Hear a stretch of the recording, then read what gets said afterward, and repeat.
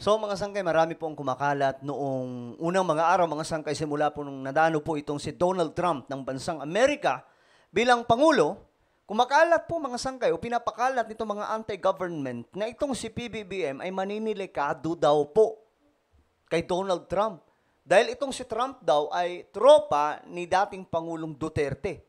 Subalit mga sangkay, ngayon mayroon pong breaking news. Nag-usap na daw si PBBM at Donald Trump.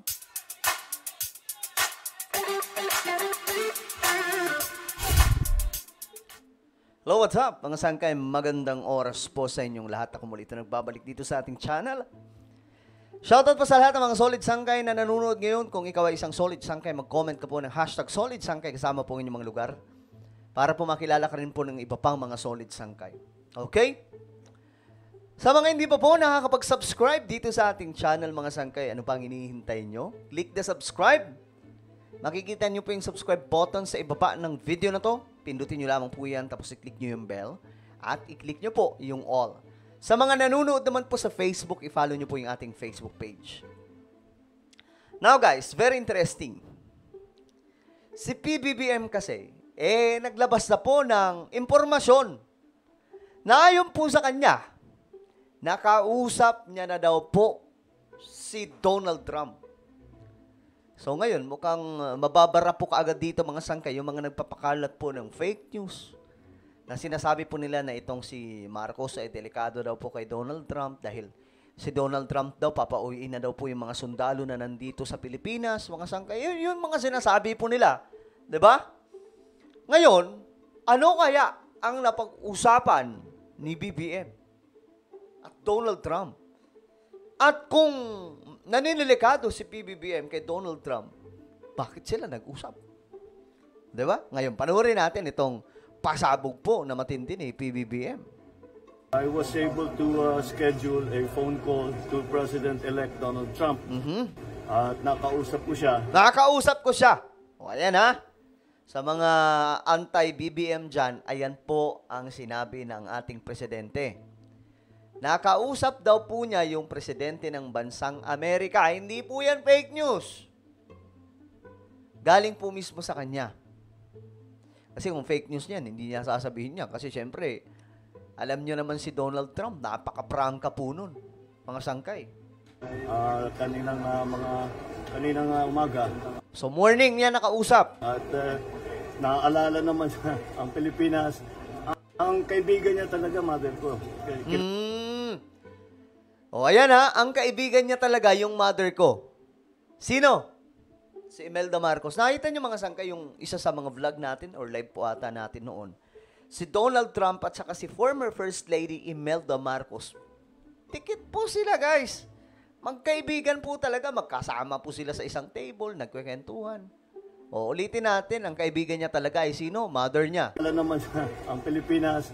Ang kaibigan niya talaga, mother ko. Si Madam Imelda Marcos. Alam nyo kasi yan, si Imelda Marcos. Sabi pa nga po ni PBBM, mga sangkay, kung mayroong pinaka-ma-impluensyang tao na nakakausap po yung world leaders o kahit na sinong personalidad na kilala mga bilyonaryong pagkatao, mama po niya, si Imelda Marcos. Ganyan po kalupit yan, mga sangkay. Tumatawag daw po yun ang personal. Naikipag-phone call kay kay Imelda Marcos. Kilalang-kilala niya yung mother ko. Kilalang-kilala niya si Imelda Marcos. Kinukumusta niya how is Imelda? Oh, di ba? Oh, pambira, kaibigan ng mga Marcos. So, dito mga sangkay, mukhang basag po. No? Mukhang basag na naman mga sangkay yung mga sinasabi po nila na delikado daw si PBBM. Ayan, kinumusta pa po ang kanyang nanay, ang kanyang mama, si First Lady Imelda Marcos. Ulitin natin yung part na yun. Kilalang-kilala niya yung mother ko. Kinukumusta niya how is Imelda? Sabi ko, binabati ka nga. At tapos patuloy namin pinag-usapan ang samahan, the alliance between the United States and the Philippines. Napag-usapan na po mga sangkay, yung alyansa ng Pilipinas at Amerika. Akala ko ba kakalabanin ni Donald Trump si PBBM? Mukhang hindi, guys. Ayan, oh. Diba?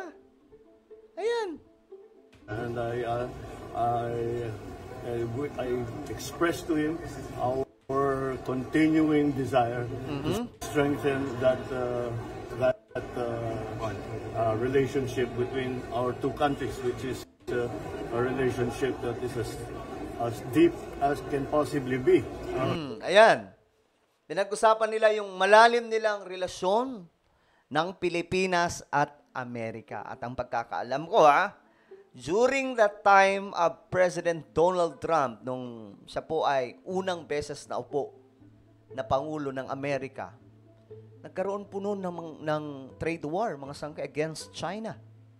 Donald Trump, ito pang malupit, yung mga pinaupo ni Donald Trump na mga miyembro ng gabinete, talagang mga anti-China, mga sangkay. Kasi nga po, si Donald Trump, isa po yan sa galit sa China dahil nga po sa mga kalokohang ginagawa, kagaya po ng COVID, di ba? Naku, banatan po yan ni Donald Trump. Ilang beses po yan, mga sangkay.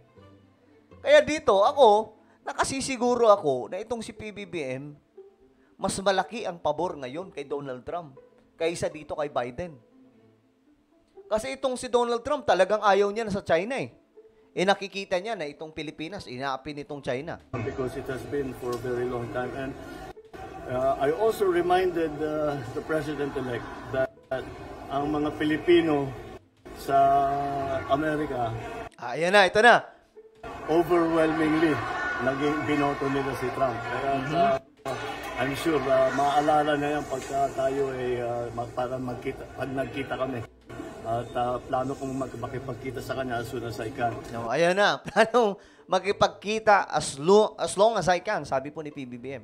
Isa pa kasi sa usapin dyan, mga sangkay, yung mga kababayan po natin na nasa US na naghihintay po ng kanilang dokumento, any documents, mga sangkay, para po sa kanilang pag-stay doon sa Amerika. Kasi magkakaroon po ng mass deportation itong si Donald Trump at madadamay po lahat dyan, mga sangkay, dahil nga po itong mga lukulukong pumapasok sa kanilang border. Nadamay tuloy lahat, mga sangkay, na nasa loob ng US.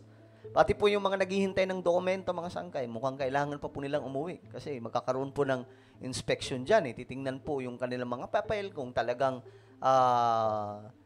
sila ay legal na naninirahan sa US. Sabi niya siguro baka nasa White House na siya para bago ako makapunta. But anyway, it was a very good call. It was a very friendly call, very productive. And I'm glad that I was able to do it. And I think the President-elect Trump was also happy to hear from the Philippines. Sir, konti lang. Relatedly, sir, I'm sorry? Relatedly po dun sa topic ng immigrants ng mga Filipinos, si President Trump confirmed that there's going to be wala pong we issue didn't talk about that. Okay. Ito na, mga sangkay. Hindi nila napag-usapan yung mga kababayan po natin doon. We didn't talk about it. It was just a congratulatory call. But of course, our ambassador is already working on that. Alright? Thank you very much, sir. Okay, so ayan, mga sangkay. Kanina, nag-post din po siya. Ito po, mga sangkay, congratulations again. President Trump. Ayan, kausap niya po dito sa picture si Donald Trump. The overwhelming support of Filipinos in the United States on your triumphant win is a testament to the deep and enduring friendship between our nations. I look forward to working closely with you to further strengthen our ties and promote peace, stability, and prosperity across the Indo-Pacific region. Mabuhay! Well, ano po ang inyong opinion, mga sangkay? Kasi dito, basag yung mga nagsasabi na itong si President BBM naninilikado kay Donald Trump. Mali po kayo dyan. Ang mga Marcos ay personal na kaibigan ni Donald Trump. Especially yung mother po ni PBBM. Yung mother po mismo niya, mga sangkay, tropa po ni Donald Trump. O ngayon, kamusta sila? I'm sure mahihiya na naman po yung mga nagpapakalat ng fake news na itong si PBBM aawayin ni Donald Trump. Nako, maling-mali kayo. Ayan na, nag-uusap na. Well, ano po ang inyong opinion, mga kababayan, mga solid sangkay? Mag-comment lamang po kayo sa ibaba. And now, guys, I invite you, please subscribe my YouTube channel, Sangkay Revelation. Hanapin niyo po ito sa YouTube, mga sangkay. Dito nag-upload po tayo ng mga magagandang topic, tulad po ng mga nakasulat sa Biblia, mga propesya na natutupad po sa panahon natin ngayon. Hanapin niyo lamang po ito sa YouTube, Sangkay Revelation, then click the subscribe, click the bell, and click all. Ako na po yung magpapaalam, mag-iingat po ang lahat. God bless everyone.